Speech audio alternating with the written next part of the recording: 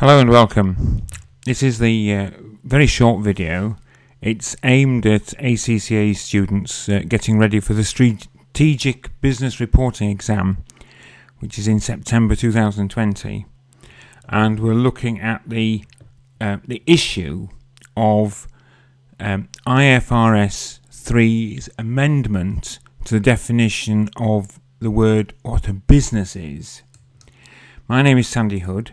That's a little picture of me, and this is our topic, just short and sweet. The definition of a business is an integrated set of activities and assets that is capable of being conducted and managed for the purpose of providing goods or services to customers, generating income or generating other income. And it's carried out from ordinary activities.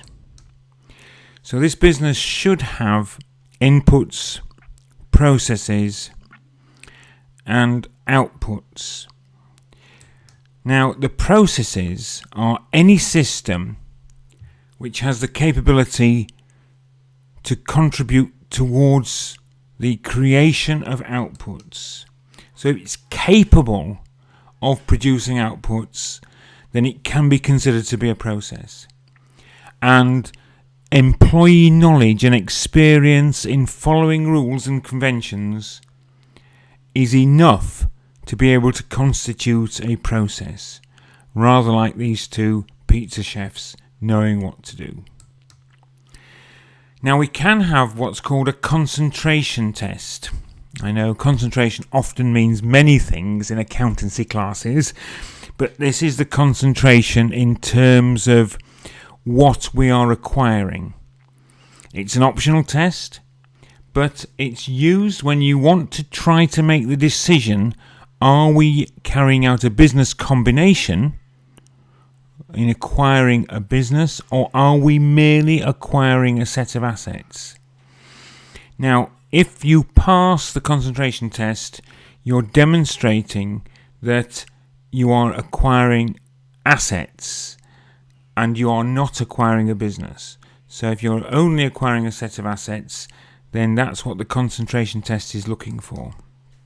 If substantially all of the fair value of the gross assets acquired is concentrated into a single identifiable asset, just one thing, or a group of similar identifiable assets, then you pass the concentration test and those assets do not constitute a business. Now, if you'd like an example, that could be a firm that is focused on providing rental accommodation for students, a group of similar identifiable assets, a number of houses and flats and so on that they're offering to students. A business must have, so now we've moved away from what assets are, it must have inputs, as we saw in the input process output diagram, and it must have substantive processes that are capable of producing outputs. Now, it's not essential to have outputs. The definition doesn't require it. But if there are no outputs, an acquired process can only be a business if it is critical to convert an input into an output. So we saw those chefs, and they had a process of making the dough, proving the dough, adding the flavours and the various cheeses and tomatoes onto the doughs, and then putting them into an oven that then produced the pizza that was the edible output. So that's the kind of output that is possible. And if you were perhaps designing and developing a new pizza oven, you wouldn't necessarily need to be producing the pizzas, but you would have a process that is critical to converting the flour and so on into the pizzas that customers can eat. And the inputs acquired, the purchase of this company, would include knowledgeable, skilled, organised workforce able to perform the process on other inputs to produce outputs.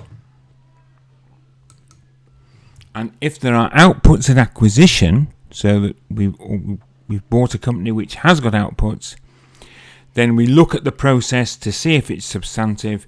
If it is critical to continuing to produce outputs, if we've got an aspect of the process that we need in order that future outputs can be produced, and that can include the knowledgeable, skilled workforce, or if that process significantly contributes to the ability to continue to produce outputs. So, it could be that it's a rare or difficult to replace process, then we would consider it substantive. Now we look at the differences between a business combination and an asset acquisition. And we've got 5 areas that I've chosen to look at. When we measure a business combination, then we are measuring the subsidiary at its fair value. When you acquire assets, you acquire them at cost. When you look at the transaction costs that you incur when you have a business combination, they are expensed to the profit and loss in the year that we made the acquisition. When you have costs of bringing your assets to their current location and condition, then we capitalise them within the cost of the asset. If we pay a higher consideration than the fair value that we acquire, then within a business combination we generate goodwill, this intangible non-current asset. But it's all part of the cost if we're just dealing with assets. We can have deferred taxes because we can be dealing with an item, specified item within the acquisition that has a tax-based difference compared with the accounting carrying value. So we can have deferred taxes through a business combination, but we can't under an asset acquisition.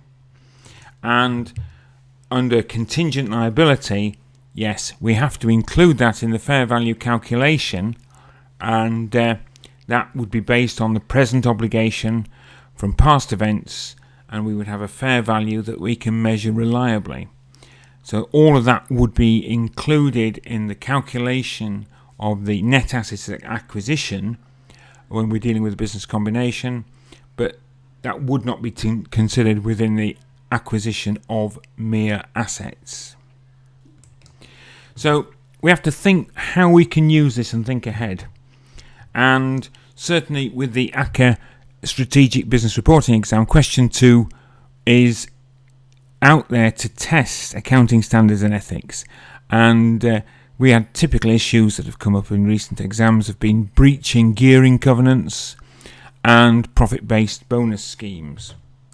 And so if the acquisition is treated as assets, the property, plant and equipment valued at cost may be higher than the fair value recorded in the consolidation for a group. The group would have goodwill that was identified separately. So at this stage you've got a single figure within your non-current assets, or you've got 2 figures, depending on whether you're treating it as assets or whether you're treating it as part assets and part goodwill. Goodwill being an asset of a sort. But no change to the gearing ratio. But in subsequent years, the higher property, plant and equipment value within the asset acquisition approach is likely to lead to a higher annual depreciation amount when treated as an asset. Whereas the lower property, plant and equipment value when we're using the business combination approach may mean that our depreciation amount is slightly lower, and therefore when we're looking at the subsequent year's profits, the profit may well be higher in the group rather than if we were taking it as simply assets that we were acquiring. So it could be that classification as an asset might suit managers' self-interest if they receive a bonus based on reported profit, or it could be that the classification as a business combination, particularly if we're dealing with the goodwill aspect,